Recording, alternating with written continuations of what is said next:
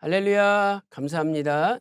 오늘 하루도 하나님의 은혜가 충만한 가운데 믿음으로 승리하시기를 소망합니다.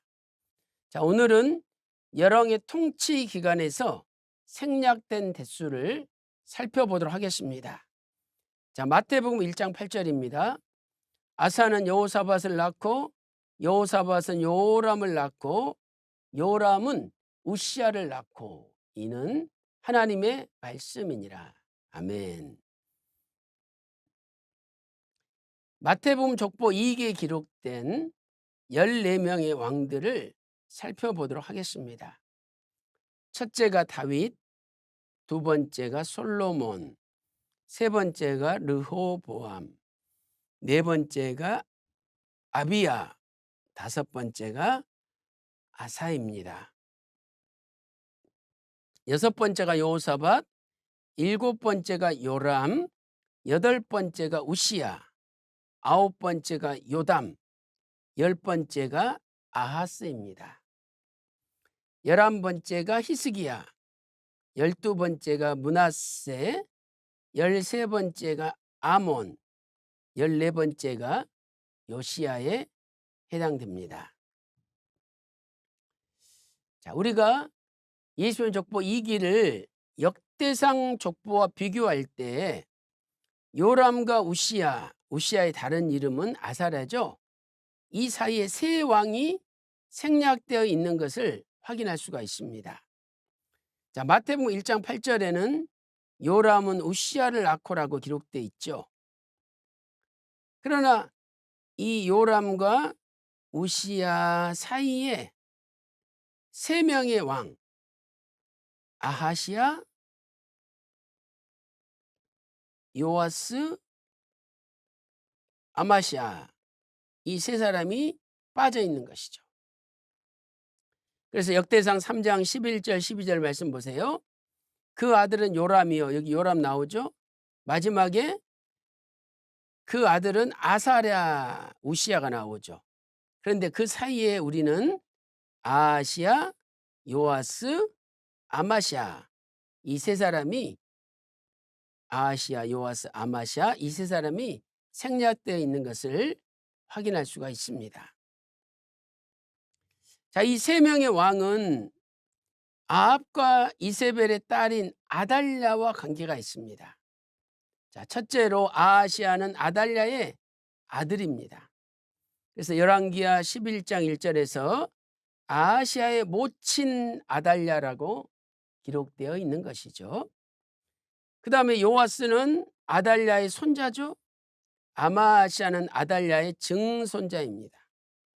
그러므로 우리는 아달랴라는 악한 여자의 3대가 예수님의 족보에서 빠져버린 것을 확인할 수가 있는 것이죠.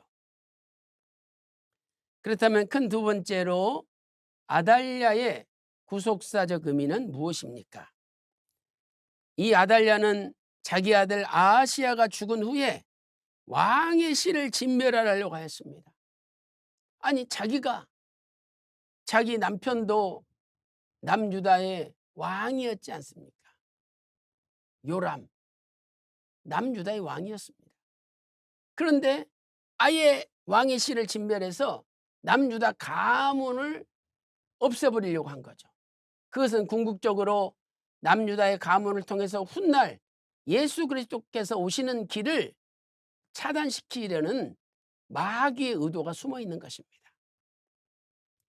역대하 22장 10절 말씀 보세요. 아하시야의 모친 아달랴가 그 아들의 죽은 것을 보고 일어나 유다 집에 왕의 씨를 진멸하였으나라고 말씀하고 있습니다. 이것은 구속사적으로 볼 때 앞에서 설명한 것처럼 마귀가 예수님이 오시는 통로를 없애버리고자 한 시도였던 것이죠. 분명히 창세기 3장 15절에 여자의 후손이 뱀의 머리를 박살낸다라고 약속하고 있습니다. 이 여자의 후손이 오는 길을 아달랴가 막으려고 했던 것이죠. 그것은 그 배후에서 마귀가 시킨 겁니다. 그래서 역대하 22장 10절에 유다 집의 왕의 씨를 진멸하였으나, 이 진멸하였으나는 히브리어 다바르를 사용하고 있습니다. 왜 진멸하다는 다른 히브리어를 쓰지 않고 다바르를 쓰고 있습니까? 이 다바르가 말씀하다라는 뜻도 있는 것을 볼 때 이것은 단순히 아달랴가 왕의 씨를 진멸하는 것이 목적이 아니라 앞으로 오실 태초에 말씀 되시는 예수님의 오심을 막으려 했다는 것을 암시하고 있는 것이죠. 요한복음 1장 1절에 태초에 말씀이 계시는데 그 말씀이 곧 하나님이십니다. 요한복음 1장 14절에 그 말씀이 육신을 입고 말씀이 육신이 되어 이 땅에 오신 분이 예수님이었던 것이죠. 결론적으로 우리는 예수님의 길, 말씀의 길을 가로막는 자는 예수님의 족보에 들어갈 수 없다는 것을 알게 됩니다. 사무엘상 2장 30절 하반절에 나를 존중히 여기는 자를 내가 존중히 여기고 나를 멸시하는 자를 내가 경멸히 여기리라 말씀하고 있습니다. 예수님을 높이면 내 인생이 높여지고 예수님을 멸시하면 내 인생이 멸망을 당하게 되어 있는 것이죠. 이에 대하여 휘선 박아브람 목사님께서는 영원히 꺼지지 않는 언약의 등불 119, 120페이지에서 이렇게 말씀하고 있습니다.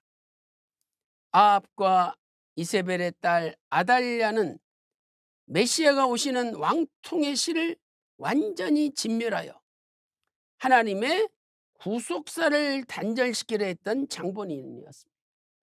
아달랴는 단순히 왕의 씨만을 진멸하려고 했던 것이 아니라 구속사를 단절시키려고 했던 것이죠. 그리하여 아달랴와 관련이 있는 세 왕, 아달랴의 아들, 손자, 증손자는 악을 행하다가 족보에 들어가지 못했습니다. 그것은 열왕기상 21장 21절에서 하나님께서 아합의 집에 재앙을 내려 그 집에 속한 남자는 다 진멸하시겠다는 엘리야의 예언대로 된 것입니다 라고 말씀하고 있습니다. 이렇게 마귀는 메시아가 오시는 길을 막았지만 하나님께서는 마귀의 계계에도 불구하고 중단 없는 전진으로 결국은 남유다의 왕통으로 다윗의 후손으로 메시아가 오도록 역사하셨습니다. 그래서 우리는 마귀와 예수님과의 싸움에서 반드시 예수님이 승리한다는 것을 알 수 있습니다. 오늘 또 예수님 편에 서서 말씀 편에 서서 마귀를 이기고 반드시 승리하는 저와 여러분이 되시기를 주님의 이름으로 축원합니다. 기도 올리겠습니다. 하나님 아버지, 아달랴는 왕의 씨를 진멸하여 메시아가 오시는 길을 막으려고 했지만 결국은 그 길을 막지 못하고 다윗의 후손으로 예수 그리스도께서 이 땅에 오셨습니다. 아무리 마귀가 강하다 할지라도 예수님이 더 강하시다는 것을 구속사를 통해서 우리에게 보여주셨습니다. 하나님 아버지, 우리 남은 생에는 이제 끝까지 말씀편에 서서 구속사에 어떤 방해가 있다 할지라도 뚫고 나가 반드시 승리하는 은혜를 허락하여 주시옵소서.